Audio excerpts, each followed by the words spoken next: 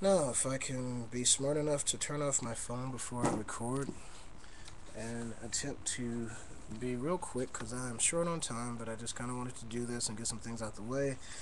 This is a message I got in my inbox from Back to the Bible. It's this blog based on sola, scripture, or opinion. Sola as in SOLA. Don't know what that means, but I kind of figured it out. Anyway, response to your Holy Hip Hop expose. Now, before you read this, I have to admit I listen to Holy Hip Hop, but only a select few, and he gives a couple examples. But when I read this blog, I had to evaluate the cross movements and others. I asked myself sometimes, where is this going in the next 10 years, especially as a person who I consider myself a part of the young and reform movement. So, with that being said, read this following blog below and tell me is this sola scriptures or what Martin Luther told Erasmus, opinion or experiences. What would the term spiritual wickedness be referring to? Maybe it's referring to the mixing of sacred and the secular. Could it be referencing holy, spiritual, and hip hop wickedness? The real problem with the goth kids is spiritual. If you deal with the spirit of rebellion in them, they would abandon goth altogether. This is the same with hip hop. Notice that goth is not a type of music, but it is a way of life. If hip hop is teaching rebellion and is a spiritual problem, then why join forces with it? Why try to redeem something that is birthed out of lack, poverty, rebellion, and ethnocentricity? Why not allow God to gift you supernaturally to deal with the spirit in the youth that's pulling them to hip hop in the first place? I add place because he didn't say that. But anyway, all right. First off, I really think people confuse hip hop. People are taking the definition given by KRS-One and some of the early pioneers of hip hop and making that their sole definition because, well, these are the people who created it, so we're going to take their definition. These people have changed the definition since day one to help market it and make money. It is what it is. Whatever. Anyway, because at the core, what most people consider hip hop is music.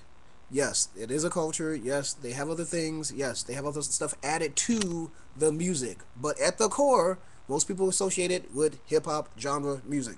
And then there's another group of people who get all involved in the culture. They can be separate. If they can't, then you know what? Neither can business practices and any other genre of music. So if any of you Christian people who like to talk this special talk, I hope you don't listen to any music at all. And I hope whatever job you have is separate from the world of secular income making and job and all that, because business practices, political stuff, government, it's all evil. Not all of it is anti-God. The business practices from every major corporation to the mom and pop store is crooked. Is a crooked system. It's evil. It's anti-God. It's worshiping money. It's cutthroat. The whole nine yards. So if you gonna take one thing and say, well, this is bad because this is of the world, partner, you got to throw the world with it. It ain't the baby in the bathwater thing. It's the truth. Bottom line, stop dancing around it. Be plain and be simple, and stop trying to be all special. I ain't one of these people that went to the cemetery or seminary school, so I don't get into all this what Martin said. No, no, no. I go with the Bible. So all these other people, if God want me to know what they got to say, He'll let me know. Anyway, where this is going in the next 10 years, I could care less. I don't care where hip hop is going in the next 10 years, gospel music, none of that stuff. None of that stuff matters. When I see God, He ain't gonna be asking me, okay, well, did you stay up on current issues? And heck no. Okay, I'm really sick and tired of everyone trying to blame one facet of society on Christianity's issues. Because, excuse me, before hip hop was even a word or known, or issues in the street and all that kind of stuff, you had every kind of sin in the church. It was in the Bible, for goodness sake. Every kind of sin that you could think of, that stuff was going on in the New Testament. People sleeping with their parents and this and that and the other, and backstabbing and lying and cheating and fornicating and sodomizing and molesting and all this kind of stuff. All this stuff been going on in the church without hip hop. Without hip hop. Gays in the church without hip hop. Cheating, pimps, prostituting without hip hop. Killing, backstabbing, stealing, lying, cheating without hip hop.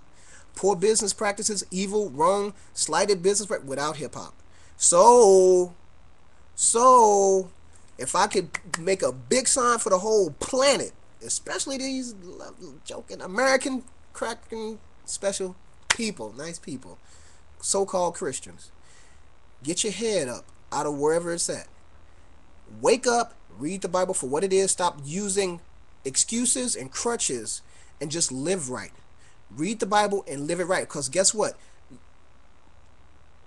These so-called Christians ain't been living right for a very long time. Stop using hip hop as a reason that you ain't raised your children right and that you ain't being a good person.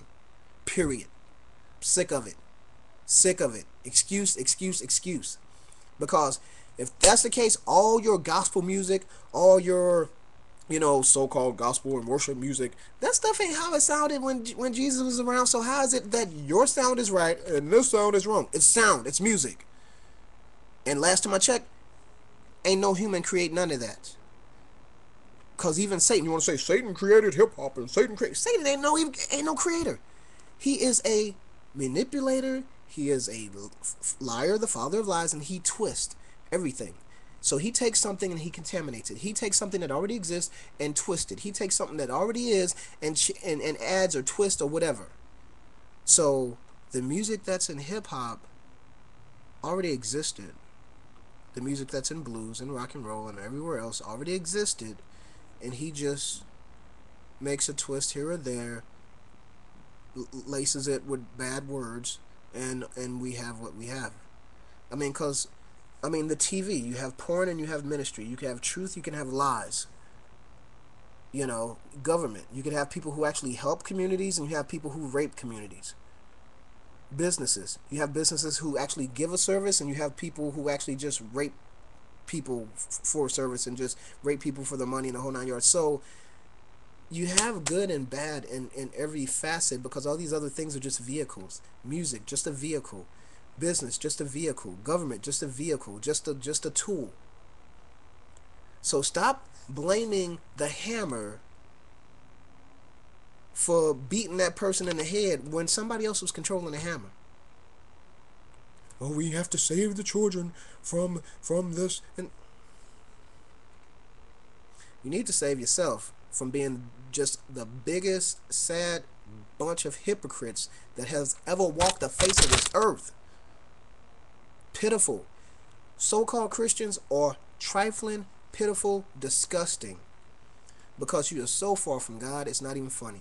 And everything you say come out of your mouth is lukewarm and bleh, junk. Hypocrites, liars, fake, ridiculous.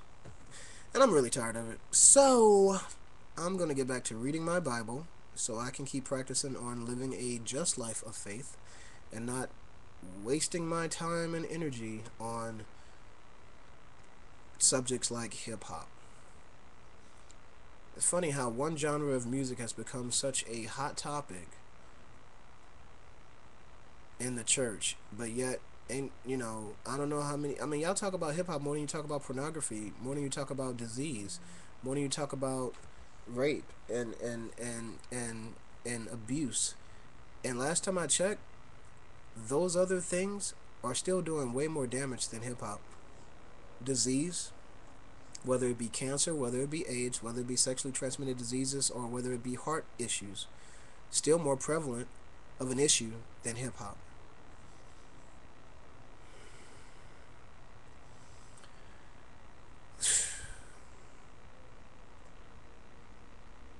The homosexual issue, still more prevalent. I mean, when you got a so-called gospel convention, which are so-called gospel music, not hip-hop music, so-called gospel music, and you got men going there in drag. And this has been going on for years, many years.